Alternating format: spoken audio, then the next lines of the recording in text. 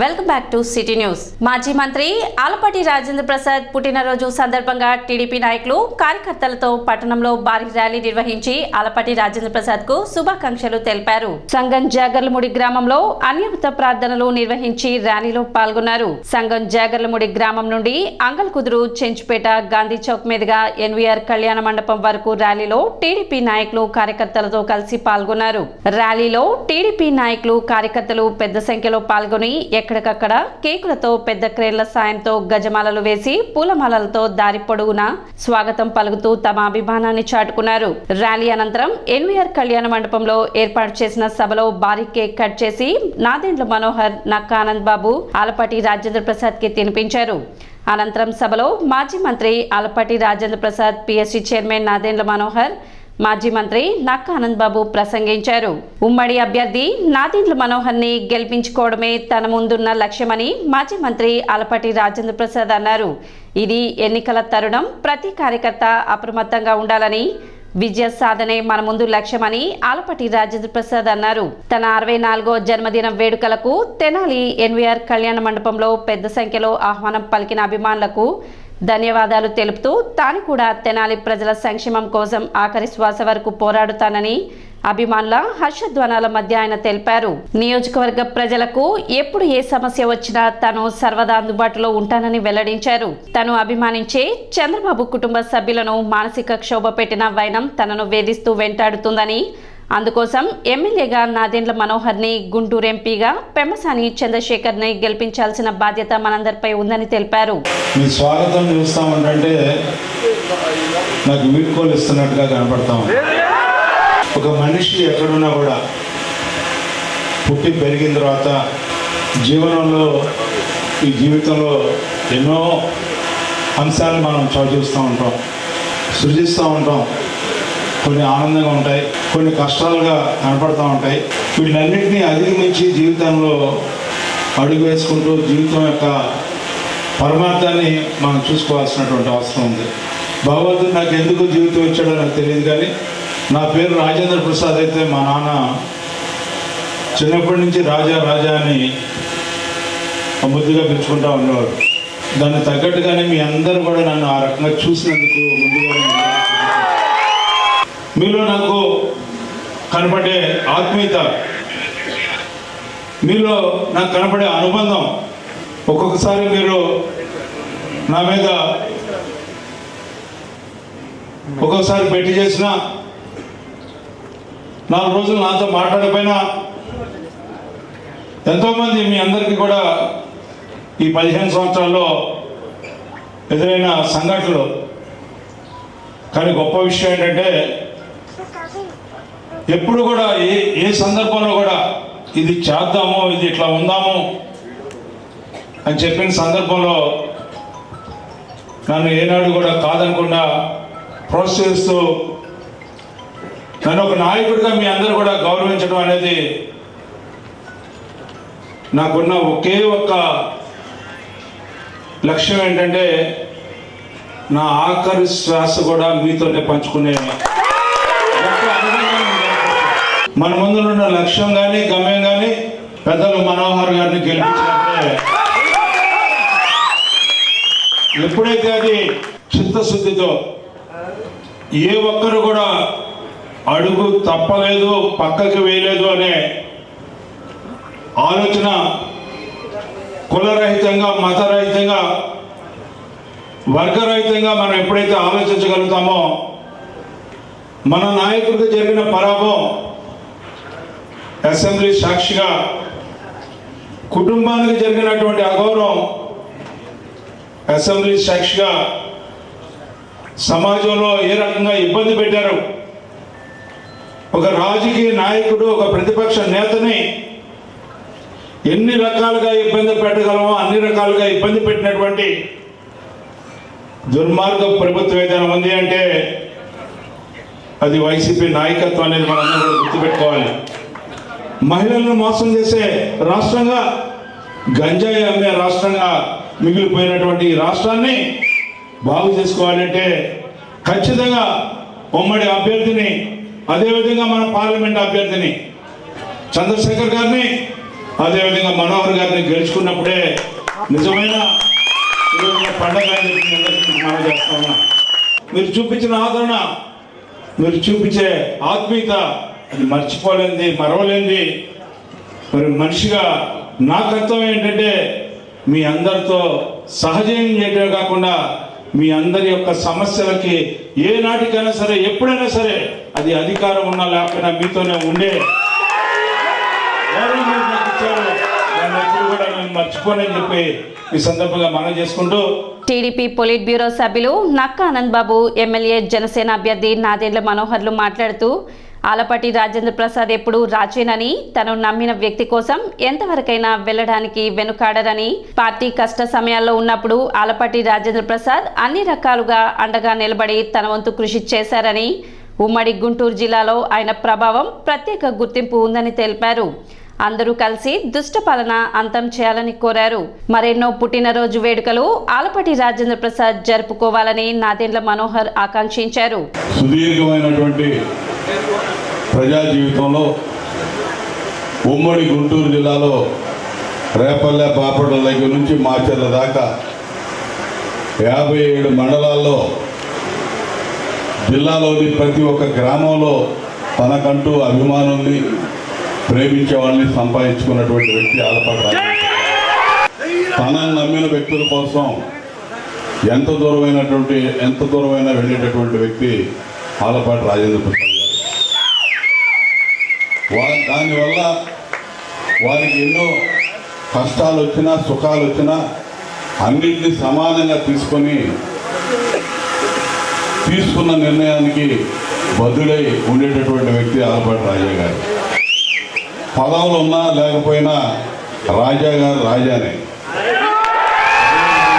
మరి ఆలపాటి రాజేంద్ర ప్రసాద్ గారు రాష్ట్రంలో కానీ, తెనాలి నియోజకవర్గంలోని, గుంటూరు జిల్లాలో కానీ తనదైన శైలిలో పార్టీ కోసం ఇతోధికంగా అన్ని రకాలుగా శ్రమించినటువంటి అతి ముఖ్యమైన వ్యక్తులు 10 మంది ఉంటే ఆ 10 మందిలో ఆయన కూడా ఒకడు. రాజకీయాలు ఖచ్చితంగా ప్రజాసేవ కోసం అని నమ్మేటటువంటి వ్యక్తి రాజా గారు. ప్రజల కోసం ఉండేటటువంటి వ్యక్తి, తను నమ్మిన వ్యక్తుల కోసం చివరికంట నిలబడేటటువంటి వ్యక్తి మన రాజా గారు అని చెప్పి ఈ సందర్భంగా తెలియజేస్తూ కార్యక్రమంలో పిఎస్సి చైర్మన్ నాదెండ్ల మనోహర్, మాజీ మంత్రి నక్కా ఆనంద్ బాబు, పెద్ద సంఖ్యలో టీడీపీ, జనసేన నాయకులు, కార్యకర్తలు, ఆలపాటి రాజేంద్ర ప్రసాద్ అభిమానులు పాల్గొన్నారు.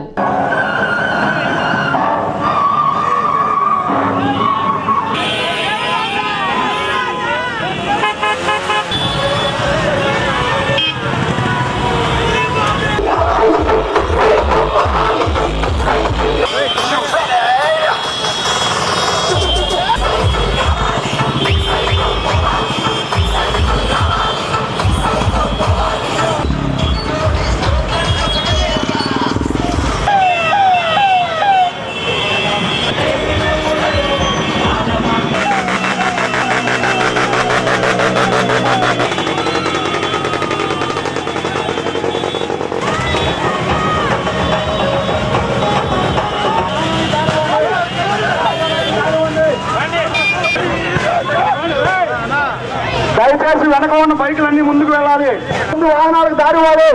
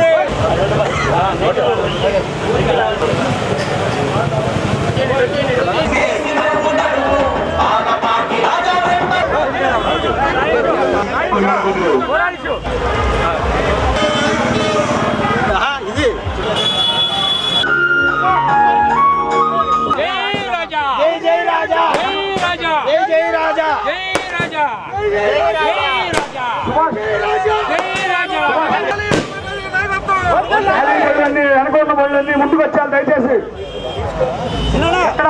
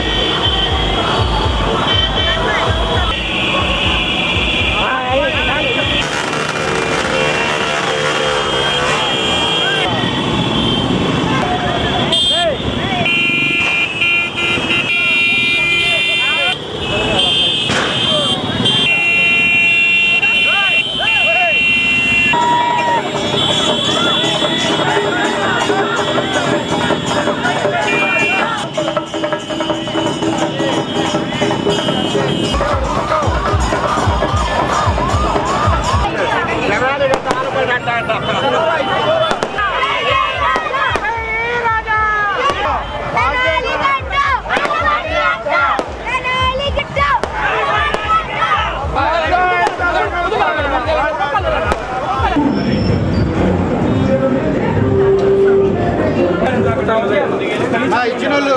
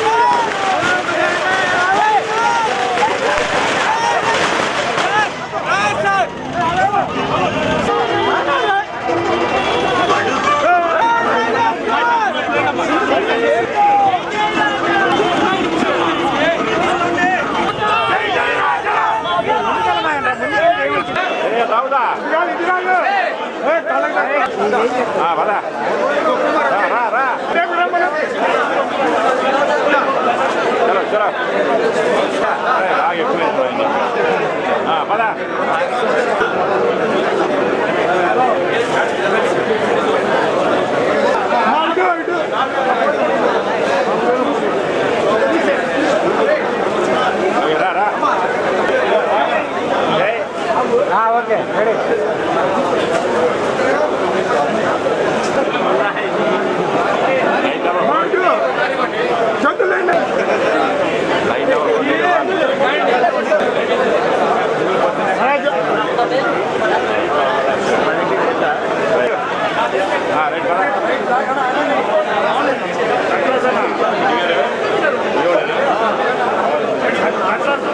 అందరం ఈరోజు ఆల్బర్ట్ రాజేంద్ర ప్రసాద్ గారి పుట్టినరోజు వేడుకల్లో జనాల్లో మీరందరూ కూడా అందులో భాగస్వాములై ఒక అద్భుతమైన స్వాగతం పలికి ఈ విధంగా కార్యక్రమం చేసుకోవడం చాలా గర్వకారణం.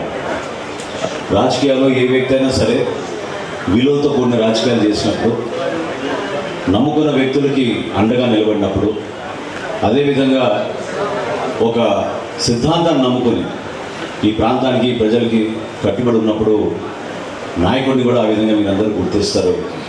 ఆ గుర్తింపు ఈరోజు చాలా స్పష్టంగా ఆల్బర్ట్ రాజేంద్ర ప్రసాద్ గారికి నిలబడాల్సి వచ్చినప్పుడు నిలబడ్డారు. మీకోసం, పార్టీ కోసం, ఈ ప్రాంతం కోసం.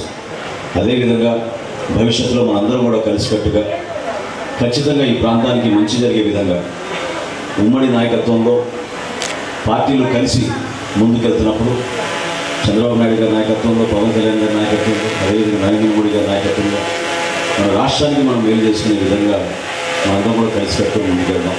తప్పకుండా రాజేంద్ర ప్రసాద్ గారి నాయకత్వం ఎంతో అవసరం. గర్వపడే విధంగా రాబోయే రోజుల్లో మరింత అద్భుతంగా ఆయన పుట్టినరోజు వేడుకలు మన ప్రాంతంలో జరుపుకుంటారు.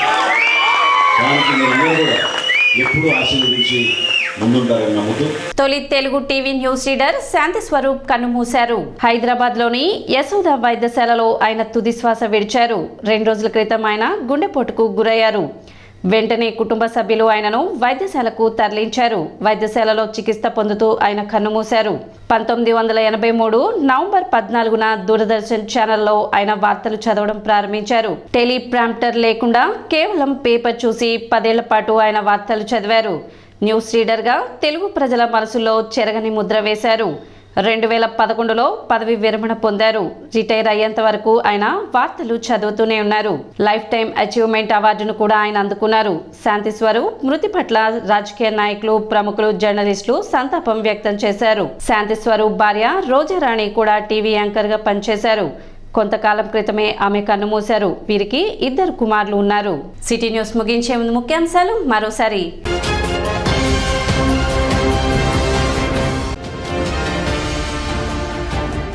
పట్టణంలో ఘనంగా డాక్టర్ బాబు జగజీవన్ రామ్ జయంతి వేడుకలు.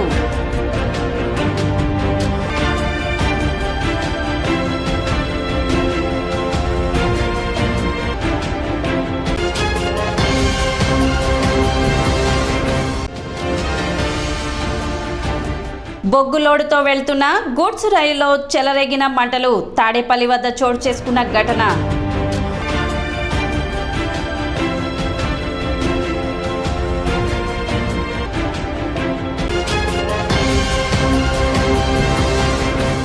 సిటీ న్యూస్ ఇంతటితో సమాప్తం. నమస్కారం.